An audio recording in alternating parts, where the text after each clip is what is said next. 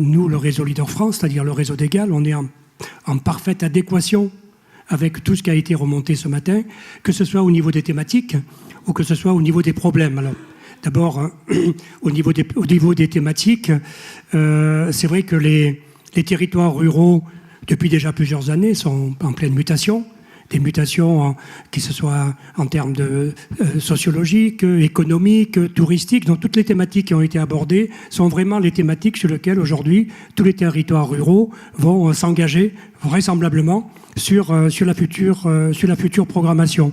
On a beaucoup parlé aussi, et ça c'est important, alors le mot n'a pas été formulé ainsi, mais de cohésion sociale.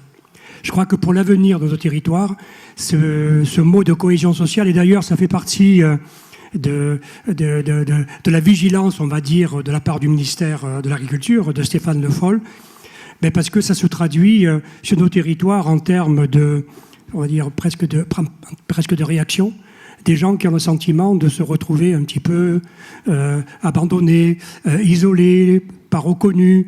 Donc on a vraiment besoin de mettre en œuvre dans cette future programmation une transversalité à destination de cette cohésion sociale. On peut l'appeler mixité, on peut l'appeler tissu rural, comme on voudra, mais ça doit vraiment faire partie d'un fléchage important dans la construction des futures stratégies. Alors, il y a un point qui a été abordé en dernier, sur lequel on ne peut que souscrire, c'est la simplification.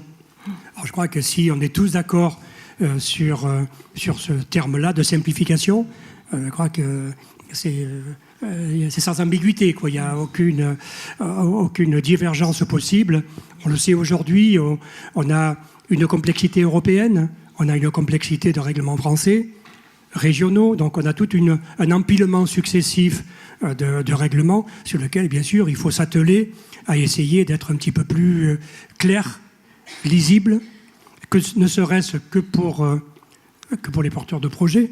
Ça a été évoqué aussi, un porteur de projet, quand on lui annonce la complexité pour mettre en place sa demande, très souvent, il fait 3 pas en arrière. Alors il y a ça, dans la simplification, il y a des GAL qui ont commencé à travailler, là je l'ai évoqué lors d'une rencontre hier soir, là c'est les GAL des Pays Lorrains, qui ont réfléchi à cette simplification. Donc j'espère qu'ils nous donneront l'autorisation de mettre leur travail sur le site de Leader France, de façon à ce qu'ils puissent se mutualiser, et ensuite que tout le monde puisse avoir accès.